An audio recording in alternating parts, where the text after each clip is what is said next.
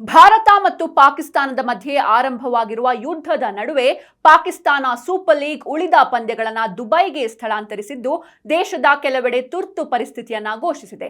ಪಾಕಿಸ್ತಾನಿ ಸೇನೆಯು ದೇಶದ ಪ್ರಮುಖ ಪ್ರದೇಶಗಳಾದ ಕರಾಚಿ, ಲಾಹೋರ್, ಸಿಯಾಲ್ಕೋಟ್, ರಾವಲ್ಪಿಂಡಿ, ಇಸ್ಲಾಮಾಬಾದ್, ಭವಾಲ್ಪುರ ಸೇರಿದಂತೆ 20 ಪ್ರದೇಶಗಳಲ್ಲಿ ತುರ್ತು ಪರಿಸ್ಥಿತಿ ಘೋಷಿಸಿದೆ ಎಂದು ಇತ್ತೀಚಿನ ನವೀಕರಣವೊಂದು ತಿಳಿಸಿದೆ.